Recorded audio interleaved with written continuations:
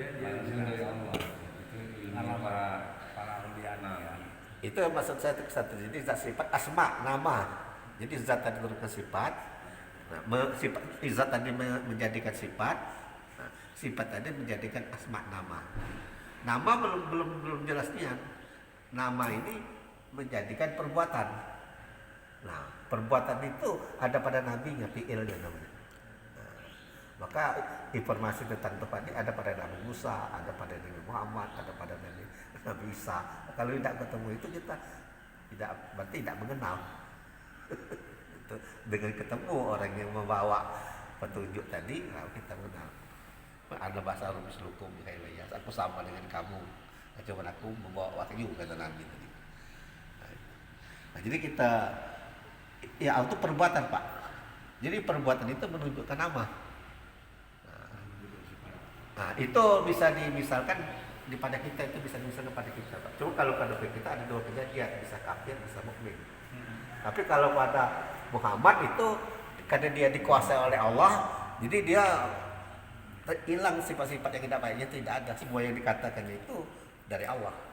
Jadi tidak ada yang seperti kita pengaruh setan, itu tidak ada pada Muhammad.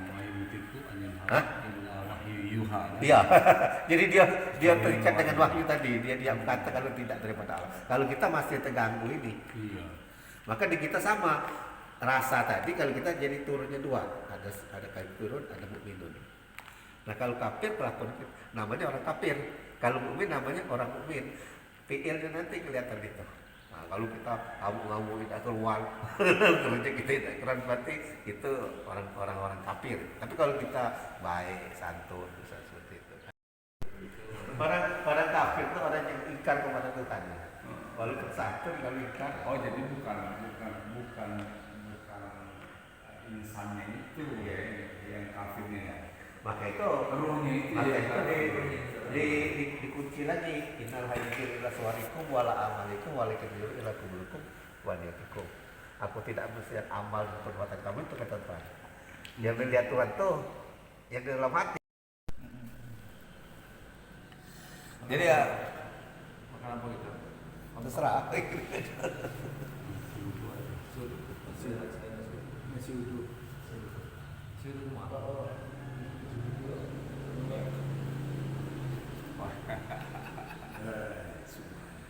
Wah, ini fotografer ya. oh saya nak nanti itu kan Dia siapa sumbangannya? iya. Kembali juga kan. Kembali. Oh. Jadi ini tasawuf setiap negara hadir 12 orang berhadapan dengan Jawa aslinya.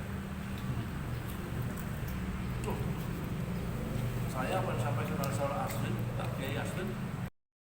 Manggil gus-gus itu ya. Yang disampaikan itu kadang-kadang hanya dagel-dagelan.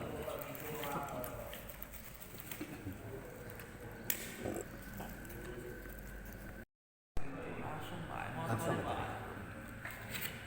motor dipilih Pak. Yang lo pilih taruh di situ, Nanti gawi. jadi itu pilihan. Mayiz. Taruh dalam piring lah, pakai piring itu. Nah, jadi kita yang pernah dapat syariat belajar lagi hakikat ngepas. Kalau berdiri betul pernah ada apa? Oh berdiri betul itu patut misi kita pas siap nih ya, bayang. Oh. Lantas kalau ada saudara kita yang stroke, yang berdiri atau tergolek itu tidak perlu semayang. Oh itu rusuh Pak, nah, itu rusuh boleh. Kalau jemaah tabligh itu mesti bahasa Inggris. Ada lagi sekolah lagi Keliling kan. orang Sataria gitu kan. Wah, selamat pagi Pak Imam. Selamat pagi. Iya. Kita bisa Berlimpah lagi kita ya. Ada tempat tidak tahu. Katanya di sana di situ bukan. Inilah Wah Profesor ini jadi Syarifudin hikmah juga dengan ini beberapa Abdul. tarikat menjelaskan ini tidak cas galak. Halo Pak Ustadz. Thank you. Iya. Selamat menikmati ya. Dibenamkan hati kita. Dibenamkan. Oke. Banyak zikir. Harus baca. Kalau pemahaman agama ini tidak sama pemahamannya dengan belajar keterampilan, tidak sama. Kita belajar apa namanya, kimia. Tidak bisa ada sana. Karena pelajaran kimia itu beda mindsetnya. Tapi kalau pelajaran agama yang dibedakan kan rasa. Sama. Makanya kita nih satu rasa. Tinggal orang tuh nak gunakan pikiran itu. Kenapa? Ini coba pernah saya tes gitu. Coba bapak tuh bertanya. Bapak ngapa tidak paham? Sebenarnya bapak ini kata aku tidak paham karena bapak tanya sini ku ajarkan. Ku pakso dia bertanya, ku pakso dia ngomong. Bertanya dia ngomong. Oh, nah kenapa harus kini bapak ndak tuh? Kenapa tidak dari dulu? Kenapa? Karena tidak tadi. Satu mungkin karena takut, karena nggak remeh. Ketika dipaksa dia untuk paham, dia bertanya. Makanya ketika dia nganggap remeh, itu sepele, tidak peduli, itu kata-kata itu keluar dari penyebabnya dari mana itu? Kenapa kita sama-sama ini tuh ada yang tahu cepat, ada yang lama, bertanya dalam satu majelis. Itu yang menarik. Nah, coba Bu itu. Oke. kan baru semangat. Jadi ada satu hal yang menarik dalam kehidupan itu kan. Kan disampaikan oleh ayah kita itu bahwa awal dijadikan itu kan beliau Muhammad. Jadi ketika Muhammad cerita dengan sahabat, wahai sahabat-sahabatku, ada suatu cerita nih. Cerita apa? Ada 3 momentum yang harus kalian ketahui. Pertama kali momentum ataupun kejadian di saat La ilaha illallah. Itu suatu masa yang pertama. Tidak ada zat, tidak ada sifat, tidak ada nama, tidak ada perbuatan. Kalau ada pasti Allah. Karena dia sendirian, Allah tadi, dia pengen dikenal, maka dia menzohirkan sifatnya. Karena zat, sifat, nama, perbuatan adalah Allah. Nah, dia zohirkan sifatnya. Muncullah Muhammad. Maka lahirlah periode yang kedua. La ilaha illallah Muhammad Rasulullah. Jadi Allah dan Muhammad sudah dua ini.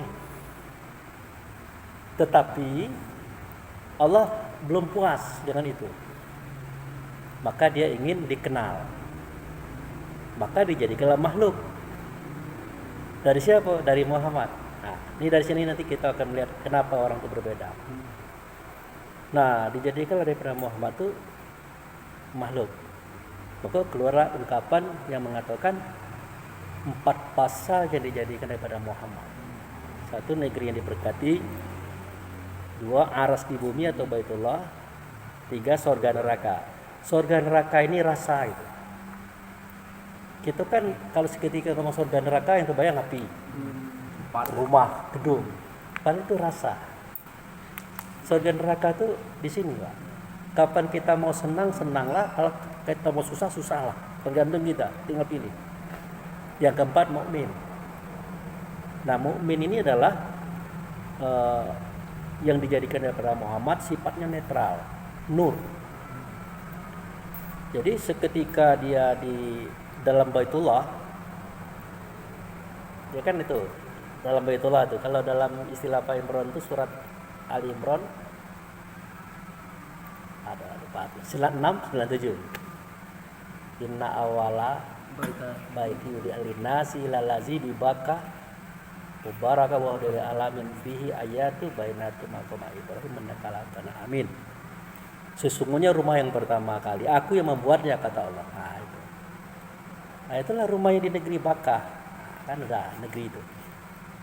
Ada rumah. Dalam rumah nanti ada ayat. Nah, ayat itu menuju kepada Nur Muhammad. Menuju kepada mukmin. Nah, sewaktu itu ada makam Ibrahim juga di situ. Jadi siapa Ibrahim, siapa kita dijelaskan. Pada surah Al-Baqarah dijelaskan Ibrahim adalah imam, berarti di depan. Kita adalah makmum, berarti kita di belakang. Yang kita hadapi, yang Ibrahim hadapi di depan itu siapa? Tentu beliau yang menjadi sumber. Itulah Muhammad tadi, Nur Allah. Nah, sewaktu itu kita tidak laki-laki, tidak perempuan, tidak besar, tidak kecil, karena kita belum masuk ke dunia, kan? Nah, nanti dari mukmin ini, kenapa dia bernama mukmin? Kan ditanyakan oleh Allah yang melalui Muhammad. Jadi bahasanya begini, alastu bi rabbikum, adakah tidak aku dengan Tuhan kamu? Akhirnya semua roh itu tadi ngomong, ya, engkau dengan Tuhan kami. Waktu itu dia belum bernama Ruh, masih Nur. Nah, dari sejak itulah dia tuh percaya bahwa Allah itu ada, nyata pada Muhammad. Dia sujud, lokasi itu disebut masjid. Masjid apa? Masjidil Haram. Masjid tidak Masjidil Haram itu artinya tempat sujud yang mulia. Tempat sujud tidak mulia, yang mulia itu orang itu, Muhammad. Jadi singkat cerita, nur yang sudah bersaksi tadi ada casingnya nur pula, tapi nur kasar. Itulah malaikat CS, Jibril CS. Ada nur tadi diambil casingnya tanah, itulah Adam CS. Ada casingnya api, itulah Azal bin Janu, Jin CS. Selesai. Jadi dengan berbeda-bedanya casing tadi, itu berbeda pola pikirnya. Karena cetakannya itu di fisik. Sudah itu di level kedua, ada lagi fisiknya itu angin. Bernamalah diorehan. Ada fisiknya air, dimasukkan, bernamalah rahmani. Ada fisiknya tanah, bernamalah jasmani. Ada fisiknya api, bernamalah idafi. Nah, ini api, tanah, air, angin itu sifatnya berbeda karena casingnya berbeda. Padahal isinya sama. Nanti disatukan oleh Allah yang empat-empat ini. Inilah cikal bakal langit, bumi, isinya termasuk badan kita. Nah, setelah itu dimasukkan ke dalam casing-casing masing-masing dengan bentuk dan rupa berbeda-beda, kapasitas berbeda-beda, makanya terjadi perbedaan cara memandang, cara berpikir. Itu efek casing itu. Contoh yang paling mudah adalah seketika suami istri. Suami kita kan, istri sejenis dengan kita. Tapi karena dia betina, kita lanang, cara berpikirnya beda. Cara merasanya berbeda, cara lakunya berbeda. Di situ saja sudah berbeda. Makanya terjadinya perbedaan setiap Nur Muhammad itu adalah karena casingnya. Tadi saya berpikir Pak Prof, hewan itu tidak punya ruh tadinya. Saya bilang sama Pak Zul, setelah saya lihat monyet ngantuk, tertidur. Tidur juga kapan rupanya ada ruhnya hewan itu. Ruh kayak kita ini. Cuma tidak dijelaskan waktu masuknya umur berapa. Rupanya terbukti monyet tidur, ikan tidur. Oh, ternyata sama dengan kita. Surah Az-Zumar 42 itu. Allah menggenggam roh orang yang sudah mati, menggenggam roh orang yang masih hidup ketika tidur. Berarti roh orang mati dan orang hidup itu sama posisinya. Ternyata Allah menggenggam roh monyet karena dia tidur, roh ikan. Makanya yang mereka juga bersikir itu. Itu. Yang surat apa tuh? Makanya mereka juga sholat, surat Al-An'am, Sembahyang. mereka juga berzikir dan mereka juga punya kasih sayang yang disebut oleh orang psikologi insting. Padahal insting itu sama dengan kita, cuma kadarnya rendah.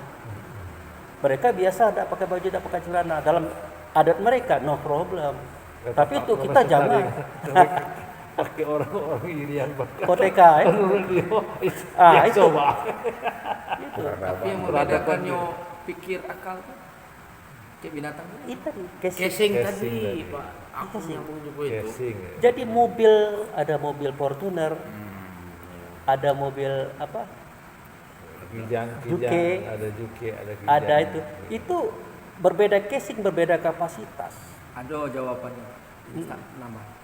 Jadi Di- karena berbeda casing, berbeda kapasitas dan berbeda kekuatan, berbeda itu.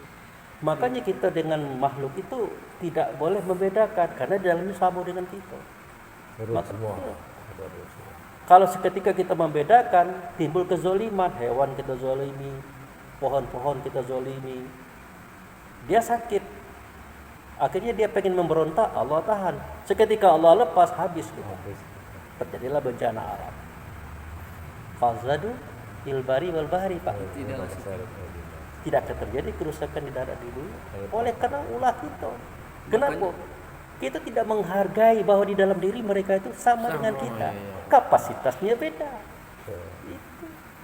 Nah, dikatakan Pak Tasmin kemarin yang membedakan kita dengan hewan itu apa? Ubun-ubun.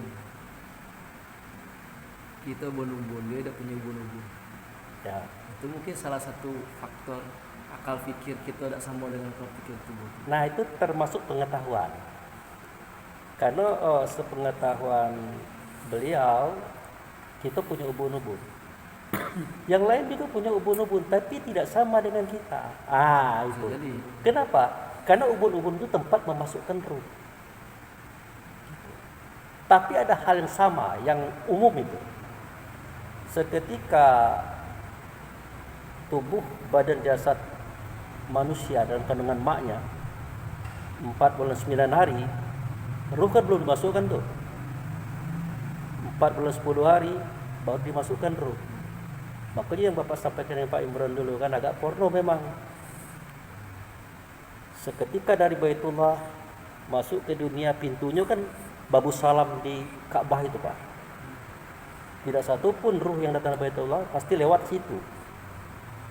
Nah, dibawalah kepada ibu. Orang tidak tahu ini ruh ini masuk ke dalam badan ibu lewat mana gitu. Lewat mulut, lewat telinga apa? Jawabannya tanya ke bapak. Bapak lebih tahu itu.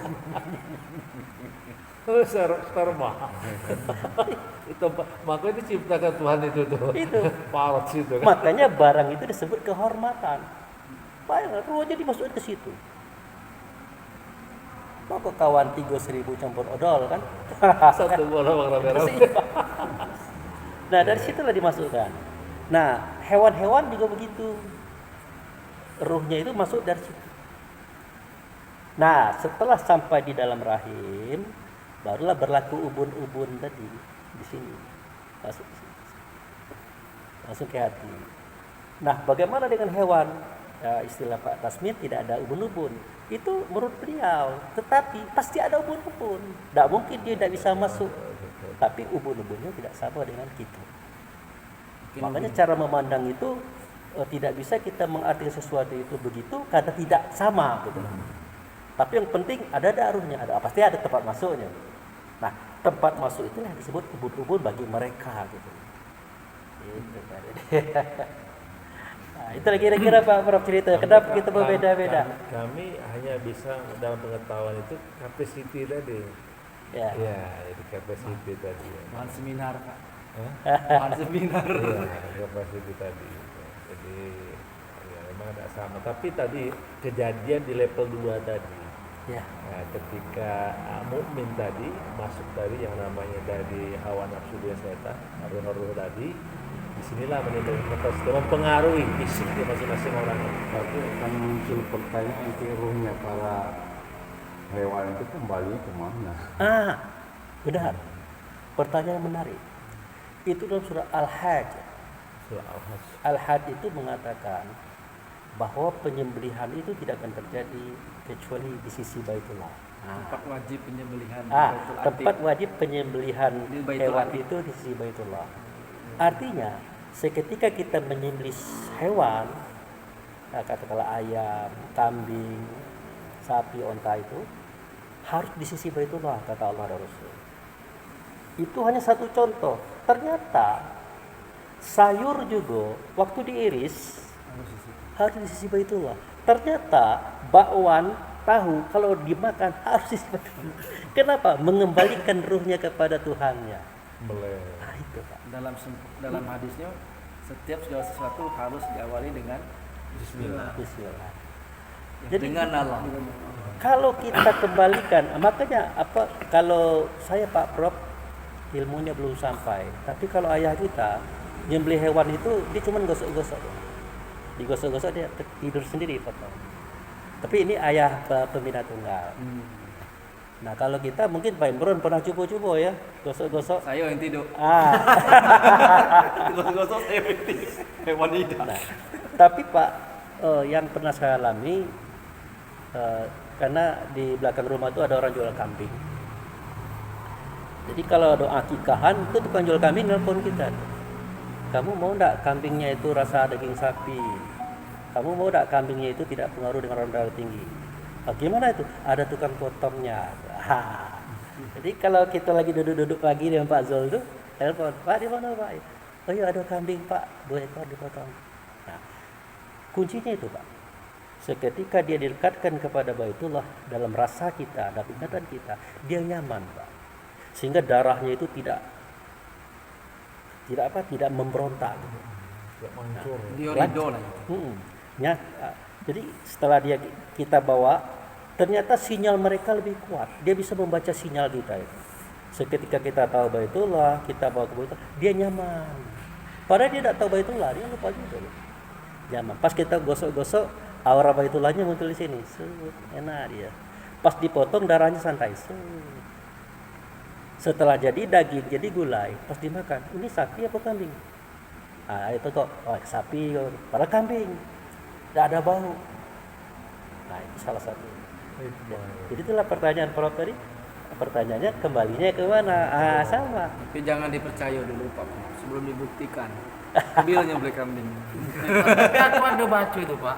Kini terjawab di situ tuh nganu perbincangan para ulama, huruf hewan tadi kemana? Itu masih dalam perbincangan. Di artikel itu nggak dijelaskan Pak. Ya. Baru ini penjelasannya. Di JM ada. Di JM ada Pak. Di Quran ada. Itulah kelebihan ayah kita itu. Dia memberikan itu secara eksplisit ya Pak ya, secara Kalau tersembunyi. dia mati sendiri tidak tahu gitu. Itu hanya ditangkap oleh mungkin oleh orang yang memperhatikan ya Pak. Terus ada protes ini namanya. Ya gimana Pak? Protes itu mungkin karena tadi roh tadi samar dengan Allah, kepengen juga kan bisa datang itu sederajat dengan manusia, karena rohnya sama. Kalau manusia oke lah, namanya casing beda-beda kan? Ya, khalifah. Iya. Jadi mereka protes. Ya. Saya samakan aja Allah dengan Adam itu. Ini khalifah. Ya, supaya jadi khalifah gitu seperti apa. Dan saya pokoknya terhormat. Bisa Ketika Allah menyerahkan artinya asal kamu mengabdi apa punya sampai disembelih seperti itu. Ya. Jadi dulu begini. Dulu Allah itu mengamanahkan amanah kepada langit. Nolak dia. Bumi. Kepada bumi, nolak dia. Kepada isi langit dan bumi, nolak dia. Akhirnya diserahkan kepada manusia, Adam. Tapi Adam di sini bukan Adam yang baru. Waktu di sononya gitu. Akhirnya Adam terima. Amanah. Nah, setelah diterima, Adam juga tidak ngerti kenapa dia menerima dan apa ini. Akhirnya dijelaskanlah oleh Allah melalui Muhammad. Sesungguhnya amanah ini adalah kamu nanti akan menyuarakan suara Allah, akan mengatakan kata Allah, akan memperbuat perbuatan Allah di atas alam semesta. Tidak nyata Allah, melainkan nyata pada kamu. Maka kamulah wujud serta Allah. Berebut mereka. Waduh, kenapa tidak kita terima? Aduh, gimana ini ya Allah? Kami tidak bisa tidak. Kami harus itu. Ya kan tadi udah dikasih kan, kalian tidak mau gitu dah. Oh dah ya Allah, kami harus mau, harus bisa. Nah, kalau memang kamu merasa, oke, kata Allah. Aku terima keinginan kalian. Tapi dengan catatan, kalian mengabdi kepada aku sebagaimana mereka mengabdi dengan cara kalian mengabdi kepada manusia. Artinya, apa yang menjadi kepentingan manusia, kamu harus siap.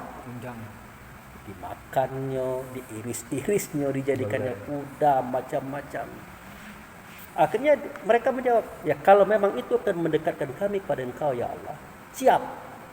Disembelih jadi, dipotong jadi, diiris jadi. Tapi dengan catatan, apa tandanya gitu nah. Kami dipotong itu untuk mendekatkan diri kepada Engkau, itu tandanya apa? Maka kata Allah, kalau dia menyembelih Engkau dengan namaku, dibawa kepadaku, itulah dia. Kamu. Jadi nanti aku sampai kepada Engkau, sampai. Akhirnya apa Pak? Yang motong tidak perlu tahu dengan Allah.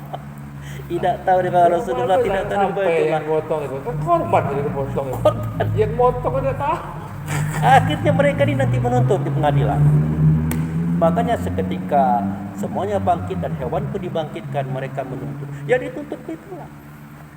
Nah, itulah kaitan dengan Aku Pak Prof dulu motong aku. Nah, Aku udah balik. Udah selesai kan? Itu pertanggungjawaban amanah. Nah, sekarang bagian dengan zakat. Ya, ini dengan zakat itu selalu di masjid berebut itu. Zakat. Nah, Gimana? Iya. Zakat itu kan harus mengerti tadi kan? Iya. Tidak zakat namanya. Nah, itu zakat namanya, tidak nyembelih namanya. Dia tidak ada tuntutan, cuman tidak sampai. Iya, iya. Oh, masalah zakat. Kalau tidak sampai itu sio-sio. Orang berzakat tuh ada maksud ingin bersih dia, ingin diampuni juga dia, ingin diterima apa yang Mendapatkan yang 4. Iya. Mendapatkan yang 4 itu. Iya. Ya, jadi Qad aflaha man tazakka itu, beruntunglah mereka yang mensucikan dirinya. Artinya seketika dia mempersembahkan inasol rukun yang 13. Disingkat menjadi inasolati wa nusuki wa mahyaya wa mamati lillahi rabbil alamin. Hidupku, matiku, salatku, ibadahku, hidupku roh, matiku tubuh, aku persembahkan. Nah, bukti itu diterima Allah atau tidak, justru tandanya itu Allah berikan kepada kita. Apa buktinya? Kita keluarkan apa yang kita miliki. Nah, itulah zakat. Kalau tidak mampu kita seperti itu, sedekah. Tidak mampu seperti itu, berbuat baik kepada siapapun dengan apa yang kita miliki. Itu tandanya persembahan kita diterima. Jadi timbul pertanyaan, kenapa dalam surah At-Taubah ayat 10 itu bukan zakat, tapi sedekah ya? Sesungguhnya sedekah itu kan yang 8 asnaf itu. Ternyata yang disebut dengan zakat itu adalah sesuatu yang kita persembahkan kepada Allah dan Rasul, itu zakat. Tapi seketika dia menggunakan ke bawah, namanya sedekah. Makanya harta rampasan perang itu, hasil karya kita, hasil usaha kita, itu milik Allah. Makanya kita berikan kepada Allah dan Rasul. Nah, seketika dia diberikan kepada Allah dan Rasul, namanya zakat. Tanda mensucikan diri. Seketika dia turun, namanya sedekah. Makanya At-Taubah itu bunyinya, sesungguhnya sedekah itu untuk 8 asnaf. Gitu sebenarnya. Jadi agak sedikit ini gitu. Nah, ketika kita ini bukan mau sedekah, zakat harta ini supaya kita bisa dibersihkan Ya, untuk mendapatkan yang Untuk 4 mendapatkan itu, yang 4. bulan Ramadan, sedekah fitrah. Itu kan termasuk zakat kita ini. Nah, jadi Yang bukan pada ahlinya tuh. ya itu tadi. tidak pada halinya kan sia-sia aja gitu. Ya. Jadi itu tadi kuncinya adalah zakat diri, mensucikan diri, itu hanya bisa dilakukan oleh Allah dan Rasul.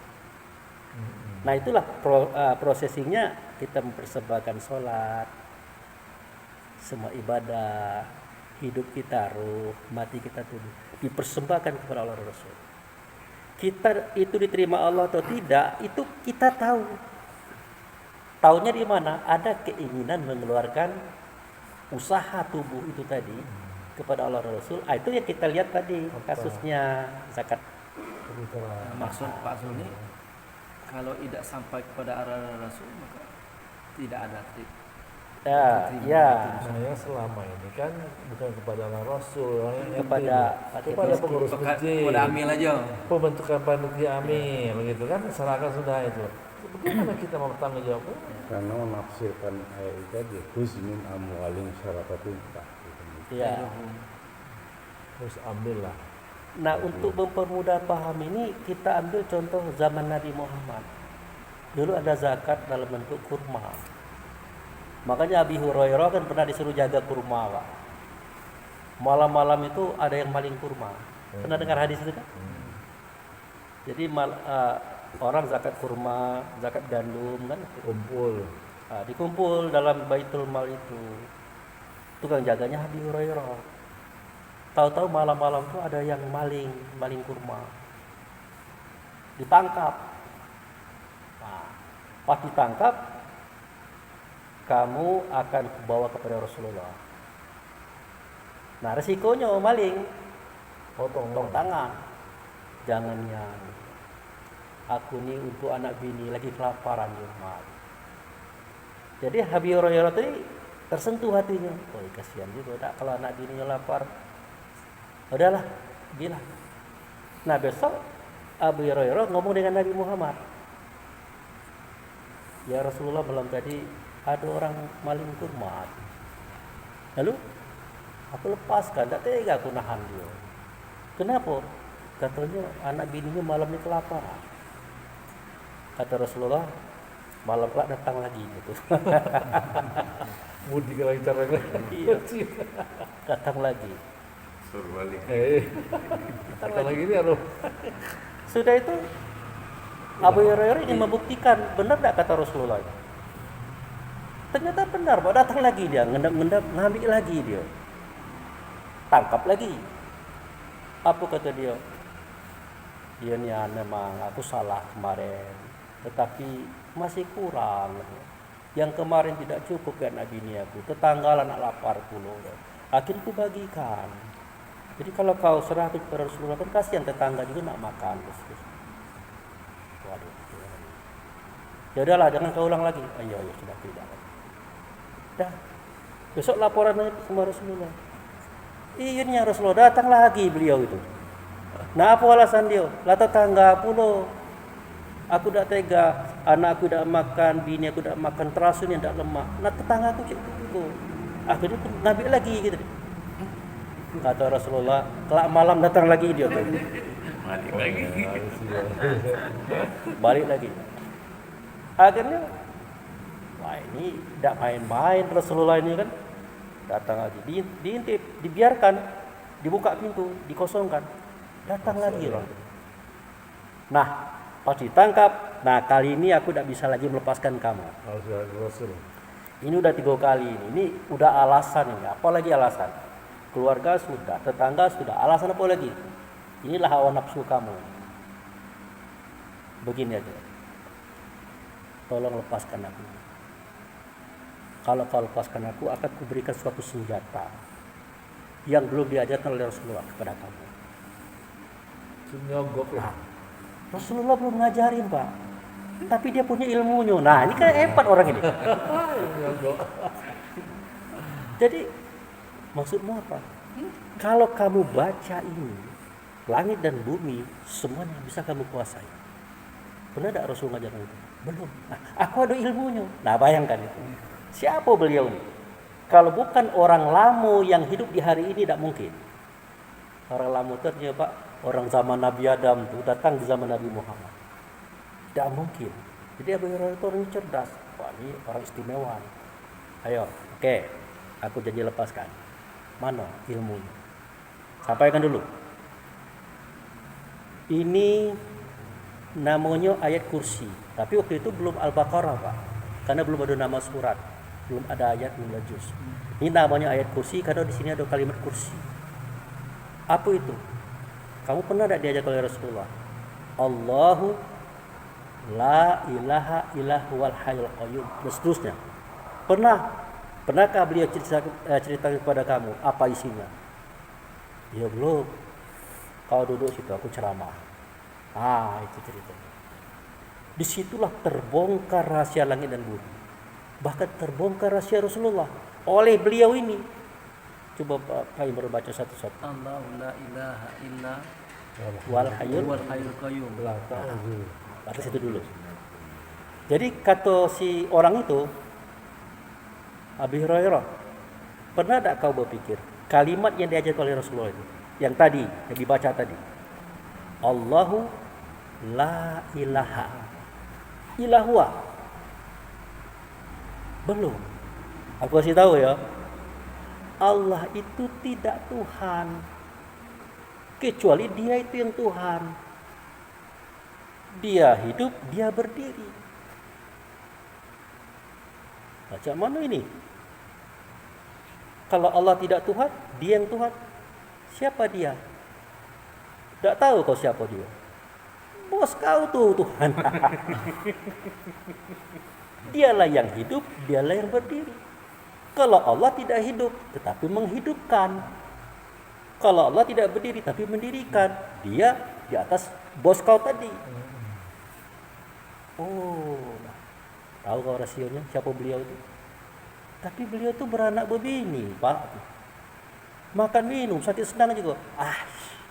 Kalau telah dikicuin ya. Itu skenario semua itu.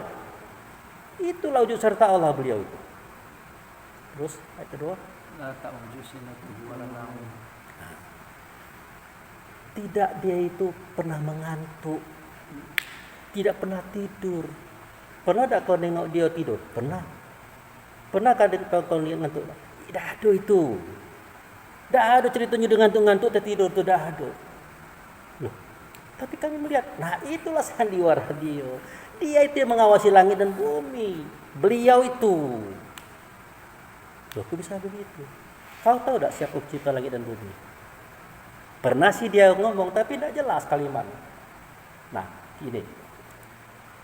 Lahu ma Jika ditanyakan, wa in sa'altahum man khalaqas samawati wal ard, saya yaquluna Allah. Kalau kamu tanyakan kepada orang Yahudi Nasrani itu siapa pencipta langit dan bumi, pasti mereka mengatakan Allah. Kulillahi alhamdulillahi. Katakanlah yang menjadikan langit dan bumi itu adalah alhamdulillah. Balhum kasirun la ya'lamun. Kebanyakan manusia tak tahu. Yang menjadikan langit dan bumi itu Bapak Abu Hurairah itu alhamdulillah. Lalu siapa itu alhamdulillah? Alhamdulillah itu alif lam nama Allah, hamdun nama beliau. Dia itu bagi Allah. Dia itu yang membuat langit dan bumi. Kau tak tahu, makanya dia menjaga. Cecek tidur baik. Tapi ngapa bentuk rupanya sama kita? Itulah persoalannya. Maka kamu tidak tahu siapa dia. Waduh, ini tinggi kaji ini Pak. Itu makanya. Tapi dengan catatan dia janji ya, jangan ditangkap lagi saya. Lanjutkan Pak. Apa ceramah tadi? lahu ma fis samawati wa ma fil ardh. Baginya itu langit, bagi itu bumi, bagi dia itu. Kenapa? Ya karena dia menjadikan, dia membentuk. Makanya dia menjadi pelindung, pengawas. Maka dia rahmat bagi alam semesta. Kasih dan sayang dialah alam semesta itu ada. Terus Man zalal yasfa'u indahu illa bi izni. tidak ada syafaat. Nah itu tadi. Tidak ada obat kecuali di sisi beliau itu. Sisi apa? Di sisi bosmu itu. Dia itu yang memegang obat. Izin Allah. Dia itu yang memegang obat, dia itu yang memegang syafaat. Ada di sisi dia itu, bukan di sisi Allah. Di sisi dia. Makanya kamu bersalawatlah kepada dia supaya kamu dapat syafaat. Bukanlah rasa dirimu kepada dia. Dia yang mana? Allah. Tidak kepada dia. Dia mana? Bosmu itu. Karena dia wujud serta Allah. Kamu ingin menghubungkan rasamu kepada Allah, tidak bisa. Kenapa? Kamu tidak kenal Allah. Ya kenal Allah cuma beliau itu. Maka bersalawatlah kepada dia. Nah dalam istilah kamu itu, kamu sholatlah. Nah dalam sholat nanti yang kamu ingat siapa? Kamu tanya kayak Musa. Lah kami kan tidak hidup di masa Musa. Saya hidup masa Musa. Saya tahu. Siapa? Beliau tuh. Makanya kiblat itu adalah beliau. Di zaman dulu-dulunya beliau itulah kiblat. Di zaman Musa beliau itulah kiblat. Zaman hari ini beliau itulah kiblat. Dan seterusnya Pak. Akhirnya Abu Hurairah menangis. Dia merasa besar. Oke Pak, berangkatlah. Pak, kira-kira datang lagi tidak? Tidak. Tidak datang lagi? Tidak. Serius. Aku tidak akan berbohong. Besok lapor kepada Rasulullah. Bagaimana Abu Hurairah? Tawanan malam tadi aduh. Aduh. Kau tangkap. Lepas tak? Lepas. Loh, kenapa lepas? Cerita ya. Aku dikasih senjata, ya Rasulullah. Senjata apa? Ayat kursi. Ayat kursi kan yang pernah aku ajar kemarin. Bukan itu saja, isi-isinya. Sampai-sampai aku tahu ada itu siapa. Benar, kau simpan baik. Jangan kau buka. Benar dia itu. Benar. Ya Rasulullah, siapakah dia itu sebenarnya? Dia itu adalah iblis yang Allah perintah datang kepadamu untuk mengajarkan ilmu ini. Jangan melawan dia. Adam sebelum Adam tu ada, dia lah ada. Kau nak melawan dia dah kacau. Maka dia tahu kalau persoalan. Begitulah cara Allah Rasul mengajari kamu. Tapi ilmu kau jangan dibuka ya. Pak rusak kalau orang dunia ni. Kita tengoknya saya kalau Muhammad kan makan minum juga. Akhirnya makan. Maka dalam satu ayat itu Pak, seketika mereka bertanya, siapakah yang disembah? Yang dia itu Rahman dan Rahim.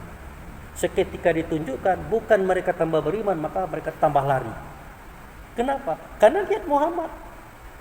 Padahal yang diceritakan ini bukan Muhammad itu. Makanya Muhammad itu punya nama yang banyak Pak. Mulai dari Alif, Amin, Alhamdulillah, Alif Lam, Alhamdulillah. Seketika kita bercerita Ahmad, tapi mindset kita Muhammad, tidak nyambung. Kita ingat anak Abdullah, anak Aminah, ngimun kambing. Kita nak membahas Ahmad, tidak nyambung. Siapa Ahmad? Kalau Isa nyambung. Kenapa? Sewaktu Isa bertemu dengan beliau namanya Ahmad.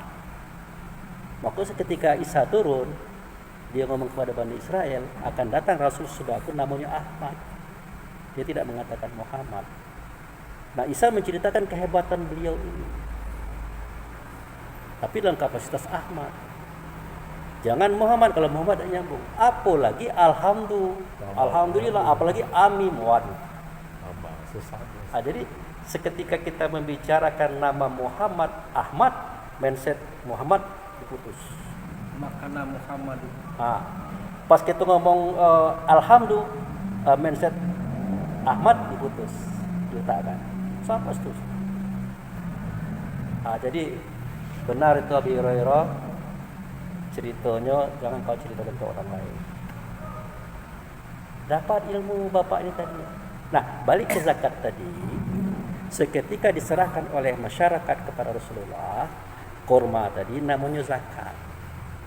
Seketika Rasulullah memberikan kepada masyarakat, bagikan namanya sedekah. Makanya Rasul tidak makan itu. Karena bukan makanan dia, makanan anak-anaknya lah. Gitu Pak ceritanya. Jadi artinya begini. Jadi zakat itu baik secara syar'i. Kita salati oleh suci wa mahayawati. Terus sangat kita juga. Jadi ini sebenarnya apa ya? Zakat fitrah, zakat mal ini hilang terus. Jadi zakat fitrah, zakat mal, zakat profesi itulah hasil daripada peperangan kita. Itu yang Al-Anfal. Jadi ruh ini bekerja melalui tubuhnya dengan berbagai macam profesi. Ada petani, pedagang macam-macam. Hasilnya itu kan uang tuh. Nah, Allah dan Rasul itu sudah mengklaim duluan, itu tuh punya saya, kata dia. Kamu boleh menikmati, tapi ada yang mempersembahkan dengan saya. Nah, itulah zakat tadi. Nah, zakat yang kita berikan kepada Allah dan Rasul, itulah sebagai tanda solat kita, ibadah kita, hidup kita, mati kita diterima oleh Allah. Jadi, yang namanya tanda itu diberitahu. Sama dengan khotbah siang tadi, Pak. Ya ayyuhallazina amanu ittaqullah haqqa tuqatih wa la tamutunna illa wa antum muslimun. Hai orang beriman, bertakwalah kamu dengan sebenar-benar takwa, jangan kamu mati sebelum kamu Islam atau sebelum kamu selamat. Otomatis Allah memberitahu bahwa kamu tuh tahu Islam atau tidak. Kamu selamat atau tidak, kamu aku beritahu. Apa ciri-cirinya? Benci tidak ada lagi. iri tidak ada lagi, dengki tidak ada lagi. Penyakit batin. Itu berarti kamu udah mulai selamat. Seandainya pantang kelintasan, pantang kerendahan, pantang kurang, pantang kalah, di satu muncul ajib, ria, takabur, iri, dengki, hasud, tidak tamak, loba, dan sombong. 10 tambah 4, 14, muncul 3, benci dan menghancurkan. Kalau ini sudah habis, tidak ada lagi dalam dirimu, itulah selamat. Itulah Islam kamu pada dirimu. Itu ambo Endang. Jadi berat. Karena dari sononya kita putih, pulangnya harus putih kata beliau. Nah, untuk ini Allah mengajarkan beberapa kaidah ibadah untuk mensucikan diri tadi. Ada syahadat, ada sholat, ada puasa, ada zakat, ada haji. Itu sebuah cara yang Allah dan Rasul berikan supaya kembali nanti putih. Nah, kita tertipu mentang-mentang bersyahadat, mentang-mentang sholat, puasa, zakat, haji. Kita kira kitalah Islam. Kita kira kitalah selamat. Padahal pengertian selamat bukan simbol.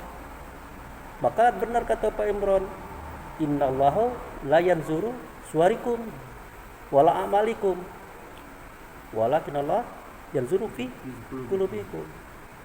Aku tidak nengok gaya kamu, nak berjanggut, nak idak, berjubah, tidak aku tengok itu. Aku tidak nengok kamu tegak rukuk sujud duduk. Yang aku tengok di dalam itu melaksanakan enggak? Kalau kamu sholat, yang di dalam itu sholat enggak?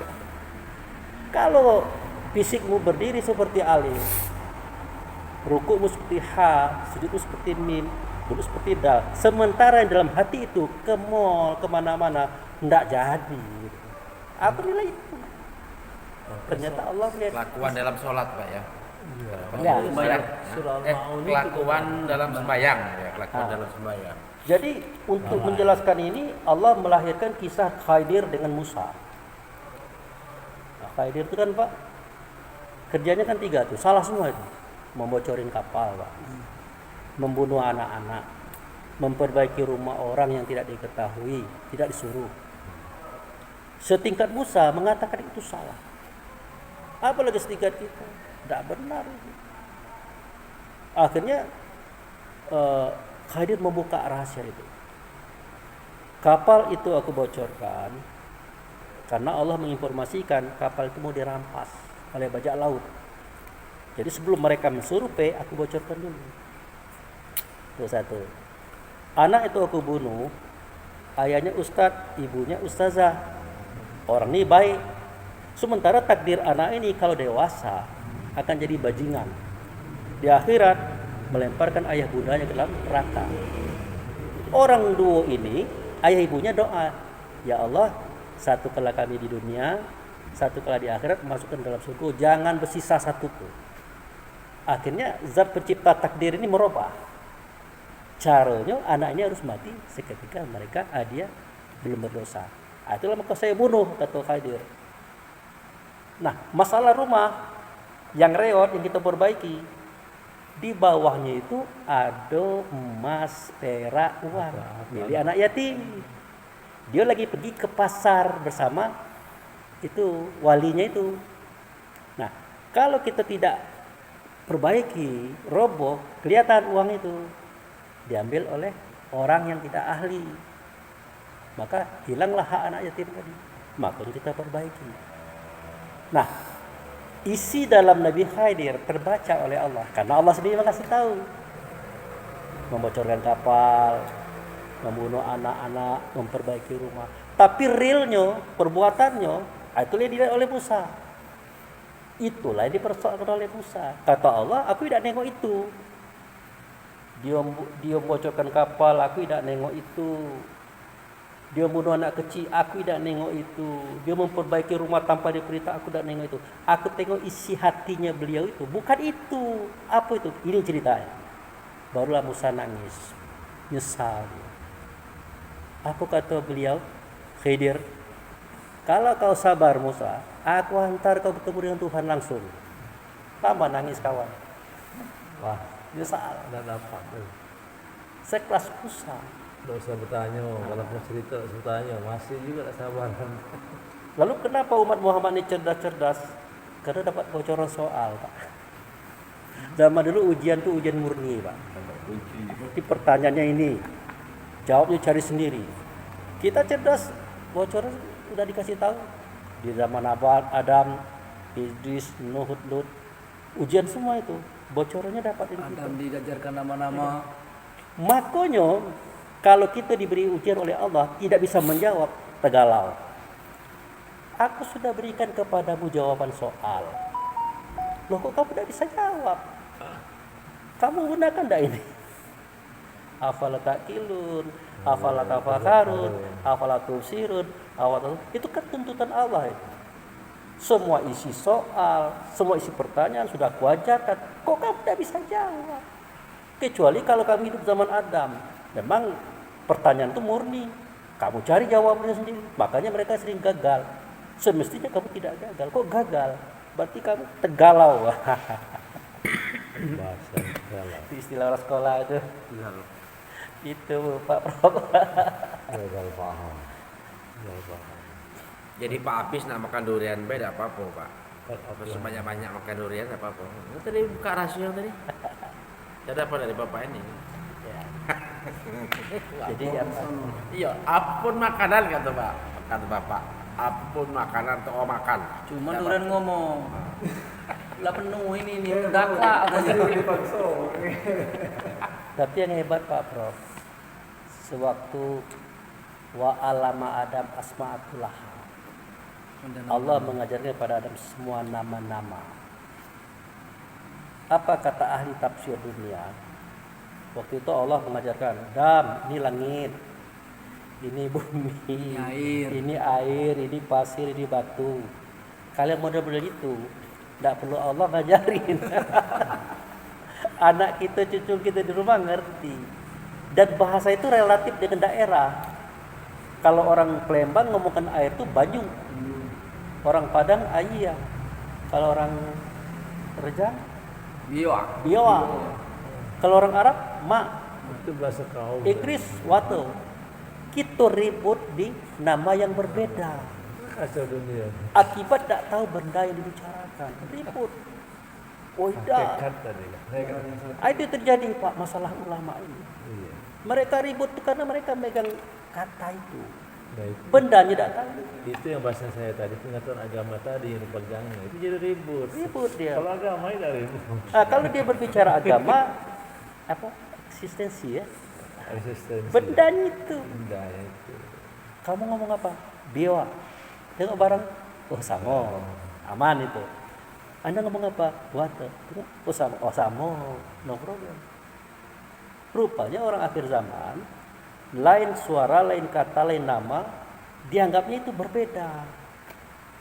Padahal Allah sudah mengajarkan lain daerah, lain suku, lain bangsa, bahasanya beda-beda.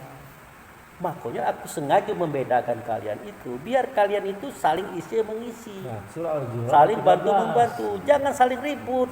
Al-Zumar 13. Ini berbeda dikit ribut Pak, musuhan. Pada Jangan nengok ke aku. karena Ustaz. Sebenarnya roh kita itu sama, roh Umat kita yang sama. beda, umat yang satu. Ah, cuman ada yang rajin ngasah, dia sekolah, dia belajar lagi, dia cari lagi pengembangannya. Nah, kalau kita tanya Pak Prof, wah, luas itu asahan itu, beda dengan kita tamat SMA. Gitu. Ada yang rajin ngali. Aduh, ya. Gali baik dikubur. Gali kubur. Tidak, kubur. Gali baik kerjanya. Nyu kubur. Itu kan pernah nengok monyet, Dalam itu masuk gelombang dalam. monyet Menimbun pacak main dewe, sepeda. Monyet pacak main sepeda. Itu ada simpanse, ya, orang hutan itu. Itu kalau lama hidup dengan orang, ini bisa masak, bisa nyuci, bisa hidupkan motor. Kenapa bisa? Ya karena ada ruhnya itu. Cuma tetap kapasitasnya, kapasitas simpanse itulah. Buktinya kawan tidak bercelana biasa-biasa baik. Jangan kan itu manusia lagi harga kapasitasnya adol tadi kan, yang idiot, yang ini terus sampai IQ itu luar biasa tinggi kan itu kan. Nah yang hebat itu Bila Pak orang Prof, ketahuan. orang gila Pak. Siapa ke orang gila itu? Nah ini kan Jarang diteliti oleh orang. Nengok situnya nih. Siapa orang Gilo ini? Ternyata orang Gilo ini mau ngomong gitu telanjang jadi, tidak jadi. Yang lebih hebat Pak, sampai sekarang di Rawa Makmur ada Pak. Tidak pernah makan, tidak pernah minum, tapi hidup. Badan sebesar itulah. Makan apa bayar? Siapakah mereka itu? Semestinya kalau tidak makan Di Rawa Makmur tuh, Pak. Hah? Iya. Hari ini Dia di tuh Sarja. gondrong, bajunya tinggi, Wah, pas. kerjanya tuh nengok ke langit. Pernah saya belikan nasi Pak. Kata tukang nasi, tidak usah lah Pak, dia buang. Lah banyak orang sini masih dia makan, dibuang. Lalu dia makan apa? Dah makan. Minum? Tidak minum. Buang air? Tidak pernah buang air. Pernah dipelajari orang itu. Jadi tanda tanya besar. Kita jangan menengok bentuknya. Kalau ini paku alam. Kalau pengetahuan orang gila tuh akalnya apa sih? Iya ada sih. Tidak semua. Rohnya bisa belajar nih. Tidak semua orang gila. Apa? Tidak semua orang gila. Ini menurut ilmu pengetahuan. Kalau orang kecil orang gila itu Aduh dia ada akalnya gilo nih fungsi, ya. kan? Aduh gilo nih kan. Ada yang gila nih aneh apa ya? Juk tai dimakan nih orang mana gila. Kewaras dah ada tuh kewaras. Untung rokok. Nah itu. Memang itu susah. Jangan-jangan itu juga. Hah? Sudah itu juga kita hati-hati. Allah dan Rasul itu kan selalu menguji kita kan. Kadang-kadang datang ke rumah, Pak minta makan. Udah jangan. Dalam surat apa tuh Al-A'ad, jika dia meminta maka berilah. Waduha. Jika mereka meminta berilah. Pokoknya siapa yang minta kasih walaupun tidak banyak dikit itulah. Takutnya nanti yang mintanya siapa? Yang tidak lama lagi kita lagi duduk-duduk didatangi oleh Rasulullah. Yang benar baik Pak Abu. Rasulullah itu tahun itu meninggal. Betul nabinya. Tapi di dalam itu Hubungan itu total. Adam sampai ke Isa bertemu kalau dengan dia. Makanya dalam surat Toha ayat 14 Musa ini kan berguru dengan pertuo Nabi Soeb.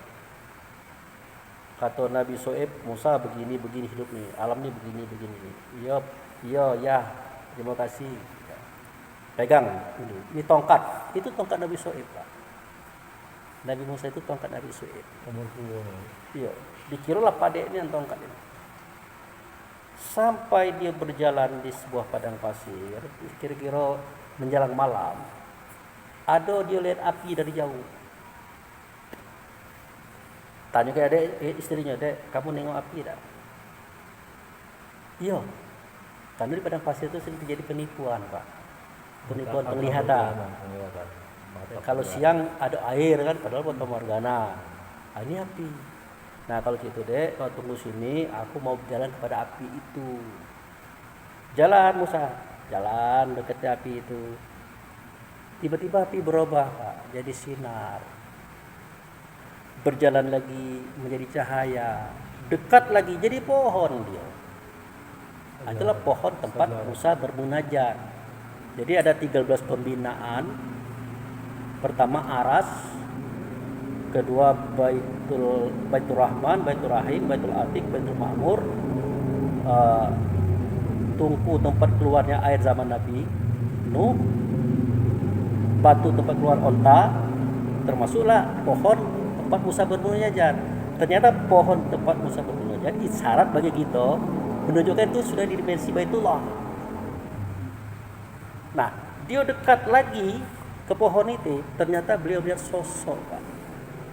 Seorang yang gagah perkasa, yang luar biasa. Pokoknya dia pakaian pernik luar biasa. Ngomong dia dengan Musa. Musa, kamu tahu enggak? Kamu di mana sekarang? Ya karena Musa Tawadu tidak tahu. Kamu ini sekarang sedang berada di lembah tua. Dalam Al-Quran itu lembah tua. Lembah tua itu artinya lembah yang pertama kali dijadikan. Dia menunjukkan lembah tua itu adalah lembah yang pertama. Itulah negeri Bakkah yang kita ceritakan tadi. Kamu ini sudah berada di dimensi Baitullah. Nah, itu.